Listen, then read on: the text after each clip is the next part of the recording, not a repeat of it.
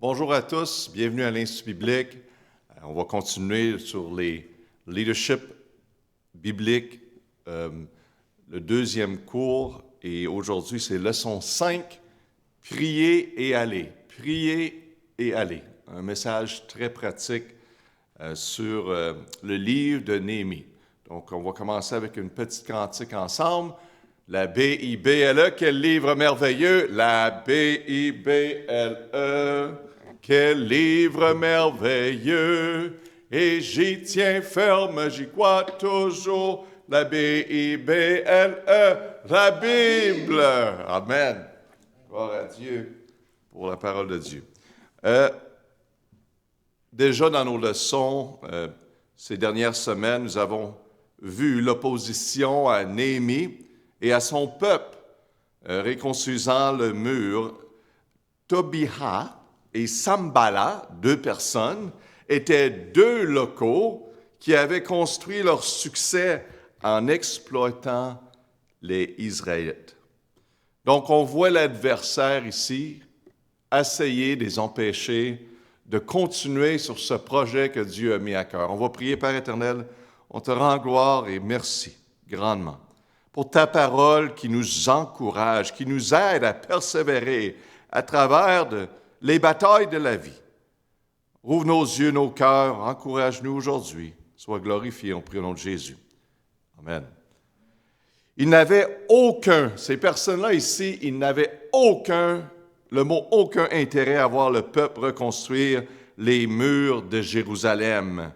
Plusieurs dans ce monde, sachez, qui vivent sans la crainte de l'Éternel, décevoir, mentir, afin de profiter d'eux,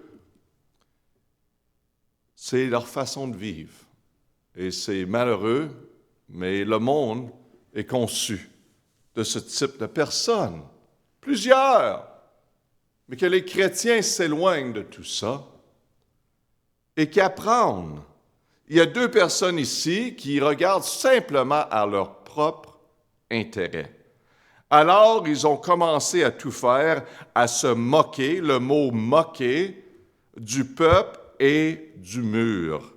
Ils disent, verset 3, « Et Tobiha, Ammonite, qui était auprès de lui, dit, « Quoi qu'ils bâtissent, si un renard montait, ils rompraient leurs murailles de pierre. » Donc, ils se moquaient. Nous ne pouvons que présumer que c'était en fait une bonne insulte à cette époque, au sujet du renard. On ne sait pas. Il y a toutes sortes d'insultes qui sont lancées. Mais cela ne dérangeait pas Néhémie. Donc, il a laissé ça passer. Apprenons de la façon qu'il a agi suite à l'insulte. Plusieurs, à travers une insulte, ils sont moqués, ils vont s'éloigner et ils vont commencer à se reculer à cause des mots qui sont dits, des insultes qui sont dites. Il faut voir plus loin que cela. Il ne faut pas lâcher.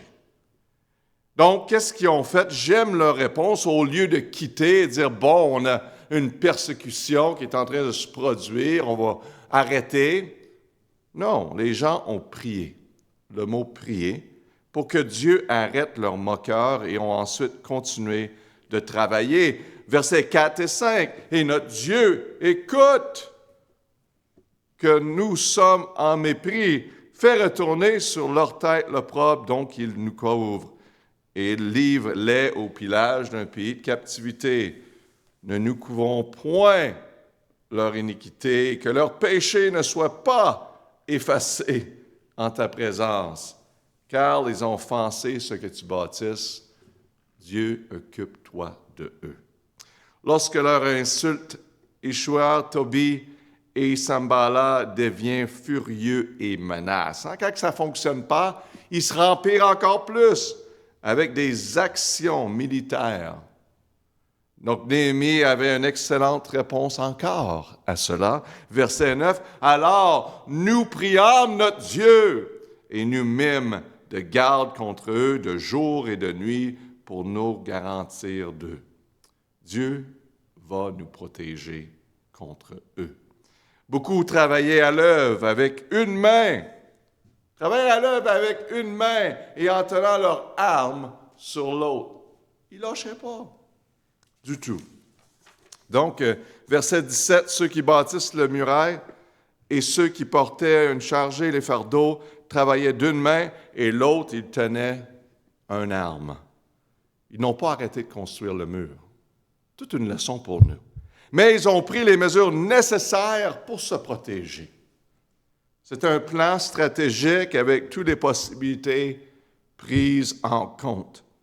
C'est une leçon pour nous à travers des batailles de la vie, et on en a tous. Lâchez pas. Lâchez pas. Restez à l'œuvre de Dieu. Une main à l'épée, une main à l'œuvre, une main à l'épée, à prière et à l'action, à l'œuvre. Le plus important, c'est qu'ils n'ont jamais perdu de vue du fait que Dieu se battrait pour eux. Verset 20, « En quelques lieux donc que vous attendiez le son de la trompette, rassemblez-vous, et envers nous, notre Dieu combattra pour nous. » Amen. De nombreux croyants se posent cette question lorsqu'ils sont confrontés à une situation difficile. Devrais-je me concentrer à la prière ou à l'action? La réponse, comme nous le montre Néhémie, est les deux, le mot « deux ». Dieu est notre protecteur ultime, il est notre force et notre bouclier. Verset 31 d'Ésaïe, « Mais ceux qui s'attendent à l'Éternel reprennent de nouvelles forces, les ailes leur reviennent comme un aigle. Ils coururent, ils ne se fatigueront point, ils marcheront et ils ne laisseront point. » Vous savez que le Seigneur en nous fait toute la différence. À part de lui, nous ne pouvons rien faire. La Bible nous dit bien ça. Rien faire. Si nous espérons accomplir quoi que ce soit, alors nous devons être en prière. En prière. Et aussi à l'œuvre. Les deux. Car Dieu travaille à travers des gens comme vous et comme moi pour accomplir sa volonté.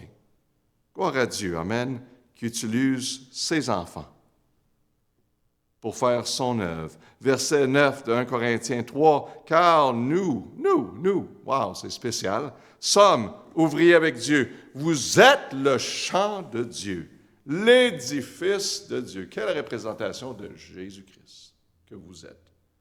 Oubliez jamais, nous sommes ses enfants en Jésus-Christ. C'est nous que Dieu choisit de faire son travail à travers. Pasteur, je ne sais pas quoi faire. Allez, donnez-vous à prière et à l'action. Nous sommes les collaborateurs de Dieu, Paul dit. J'imagine que le plan de travail de Néhémie se déroulait un peu comme ceci, OK?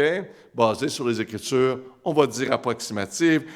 Simplement, premièrement, demander à Dieu de guider. Le mot « guider » est dans numéro 1, leur stratégie est bénir leur travail. On peut voir. Numéro 2, communiquer. Excellent, communiquer. La stratégie au peuple, que tout soit clair, tout le monde à leur place. Communiquer. Numéro 3, prenez un épée, un épée qui représente la prière, et mettez-vous au travail, qui représente de continuer à l'œuvre. Épée et travail. Numéro 4, continuez. Il encourageait le monde continuellement. Continuez à demander à Dieu sa bénédiction. Numéro 5, continuez à travailler. Numéro 6, remercier. Continuez, numéro 4, 5, continuez. 6, remercier Dieu pour sa bénédiction. C'était tout à propos de lui. Ça commence avec Dieu, ça finit avec Dieu. Et Dieu était dans le milieu. Gloire à Dieu. Dieu a fait toute la différence pour eux. Ils sont simplement présentés comme volontaires et Dieu s'est occupé de leurs adversaires, les ennemis de la vie, les batailles qu'ils ont affrontées. Comme Néhémie, nous devons faire tout notre possible pour associer nos prières à l'action.